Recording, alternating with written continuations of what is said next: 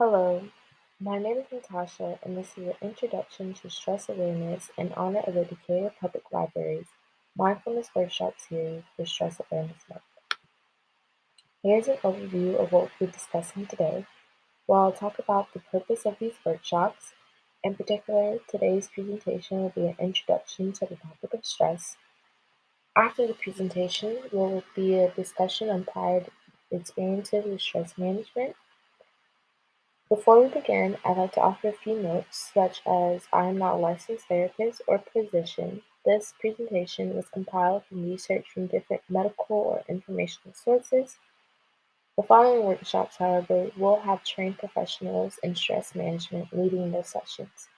Additionally, I'd like to offer content warnings as there will be statistics and discussions on mental health, diseases, coping mechanisms like drugs and alcohol, anxiety, depression, suicide, and racial, LGBTQ+, and disability discrimination. If at any point you need to step out during this presentation, please feel free to do so, as this presentation will be printed as a guide and given to participants if you'd like to review this information at a later time. By the end of our Mindfulness Workshop series, you will be able to identify language about stress, discuss and understand internal and external symptoms of potential stress triggers, and practice and incorporate mindfulness techniques that will help manage daily life. First, I'd like to begin with what is Stress Awareness Month. Nationally, it has been recognized since 1992 in response to the growing statistics of stress manifesting in people's lives. The hope is to normalize the topic of stress and further open conversations like the library's mindfulness series about mental health and ways to manage one's stress and anxiety. So what does this mean for you? Following today's workshop, we will be hosting other workshop series where people can practice mindfulness tools that they can use going forward to help manage their stress. All of our workshops will be held in the meeting room of the library. On the 22nd, we will be learning management techniques like breathing yoga and chair mat yoga. These techniques will be led by certified yoga instructors that specialize in stress management. On the 29th, we will practice other management tools like 5-minute journaling and playing with stress toys and participating in art therapy. In all of the workshops, there will be a conversation for reflection about stress and our experiences with practicing the techniques that we will learn. All supplies will be provided by the library as well as water and Kleenex. Now, on to the topic of stress, particularly triggers. In no way is this a complete list, but only a snapshot of triggers that many people identify with, such as family life, work, friendships or romantic relationships, finances, current events in the news, inner critics, whether that's overanalyzing ourselves and our habits can be a potential trigger, as well as hearing about others' stress, whether it's people close to us or the things we hear and read in passing. Stress triggers can stem from thinking about the future or one's present and past experiences, and finally, again, this list can be so much more extensive and vary depending on the person. For instance, there are identity-based stressors, such as stress in BIPOC individuals, like racial-based trauma stress, also known as RBTS. This refers to the mental and emotional injury caused by encounters with racial bias and ethnic discrimination, racism, and hate crimes. This could be individual experience with racism and discrimination, or seeing those experiences of loved ones or others within your communities face systemic racism. Situations like following the COVID-19 outbreak in the US, there were nearly 1,500 reported incidences of anti-Asian racism in just 1 month. Reports included incidences of physical and verbal attacks, as well as a report of anti-Asian discrimination in private businesses. For Black people, they make up 12% of the country's population, but make up 33% of the total prison population. For indigenous communities, there is often disregard and lack of equity in resources, yet the rates of suicide in these communities are 3.5% higher than any other racial and ethnic group. Situations like these can contribute to racial-based trauma stress. Additionally, racial-based trauma can manifest due to other triggers like direct traumatic stressors. This includes all direct traumatic impacts of living within a society of racism or being on the receiving end of racist attacks, situations like being overly policed or facing verbal/racial attacks, or experiencing disparities in access like housing, schools, or a job due to your race can manifest in stress. Another trigger is vicarious traumatic stressor. These are indirect impacts of living in systemic racism. Seeing others in your community experience discrimination can induce stress, such as watching footage of police brutality incidences. Finally, within racial-based trauma, BIPOC individuals can also experience transmitted stressors.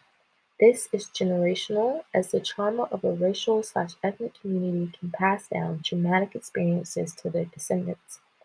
For instance, the enslavement of Africans in the United States and other countries continues to serve as a source of traumatic stress for Black people today. In fact, this sustained collective trauma makes Black people highly vulnerable to developing mental health disorders. Similarly, for Jewish individuals and being the descendants of Holocaust survivors, they display an increased vulnerability to developing psychological disorders in addition to stressors related to the Holocaust loss. Also, similarly, for indigenous communities, there is historical trauma dealing with boarding schools, massacres, and forced violent removals from their lands, all representing a severe communal loss and source of traumatic stress. And this can be manifested as Native Americans today continue to experience symptoms of depression, substance dependence, diabetes, and unemployment due to the psychological impact of that trauma. Similarly, there are stress-related experiences for LGBTQ plus individuals, such as identity-based trauma, also known as IBT, which is a type of toxic stress that can lead to pre-traumatic stress trauma and long-term negative health and mental health outcomes. For LGBTQ plus people, identity-based stress is caused by discriminatory, hateful, othering, ostracizing, abusive, and violent experiences related to their orientation and/or gender. LGBTQ plus people are known to experience abuse and violence and trauma at higher rates than cisgender and straight individuals, which makes sense that there is extra identity-based trauma that can manifest. For instance, PTSD. LGBTQ plus people are at higher risk of developing PTSD, with prevalence estimates up to 48% of lesbian, gay, and bisexual individuals and 42% of transgender and gender diverse individuals, whereas only 4% experiencing PTSD. Additionally, LGBTQ people of color, particularly transgender people, are disproportionately affected by hate crimes as well, which also can induce identity-based trauma.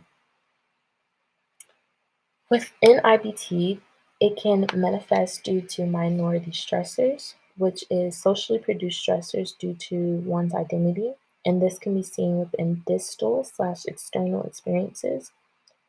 This is seeing loved ones or people within your community face discrimination, physical and/or verbal assault for being LGBTQ. Also, stressors could also be brought up by proximal and internal experiences. This is when individuals have to conceal their identity as LGBTQ plus from other minoritized groups. Some consider this an important option that offers protection and safety. However, in doing so, there are considerable psychological and interpersonal effects. Uncertainty about when to conceal identity can lead to intentional drain and further distress.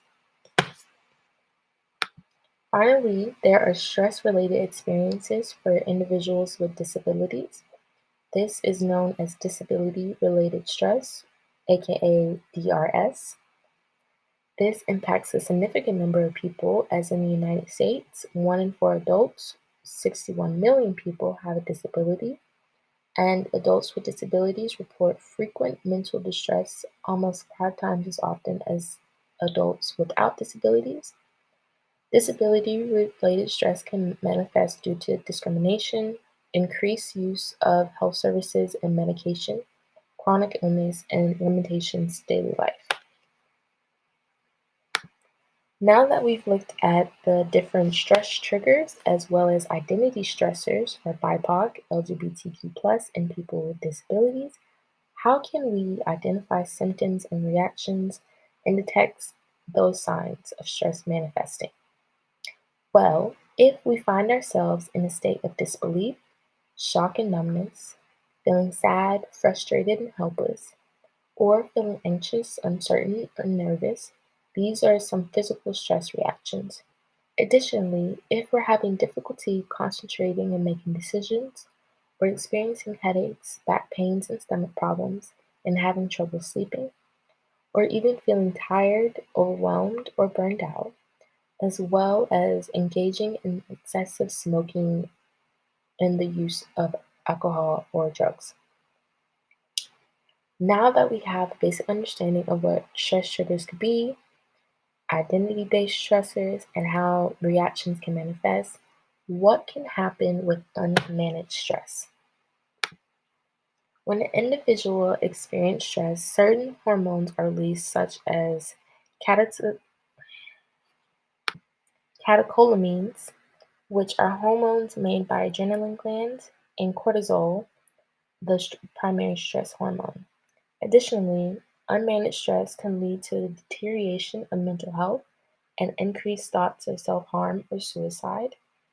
There are also risks for diseases like coronary vascular disease, which affects the heart's major blood vessels, diabetes, depression, cognitive impairment, and both inflammatory and autoimmune disorders, as well as unhealthy coping mechanisms like excessive drugs or alcohol. Today's presentation isn't meant to scare you or shame you if stress is something that hasn't been manageable.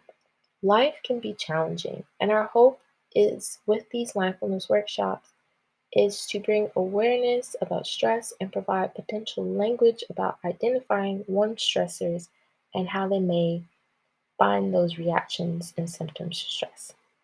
Again, this presentation isn't the solution to stress, just informational awareness.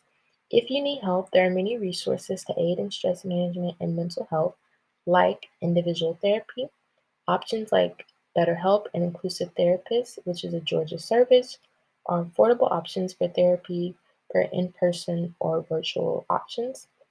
There are other therapy options like group counseling. To find in-person or virtual support groups, you can search NAMI, which is the National Alliance on Mental Health Georgia Support Groups, online. The DeKalb Community Service Board is a nonprofit that provides service care like crisis hotlines. Here is their crisis line and non-crisis line, and other Georgia Crisis 24/7 hotlines like Georgia Access, the Steve Fund Crisis Text Line, and the Georgia Coalition Against Domestic Violence are all available and free to people if needed. And finally, if you're calling 911, you can ask for a crisis intervention officer who has been trained in mental health intervention situations and serve as a liaison with police officers. So, what is next? Now we will have a conversation about our experiences with stress and managing it, and just any knowledge that we have and what we've been learning today. And a final reminder, our next mindfulness workshop will be on the 22nd, where you will be learning about breathing yoga and chair and mat yoga. Here are my references of what I discussed today in this presentation. Thank you so much for listening.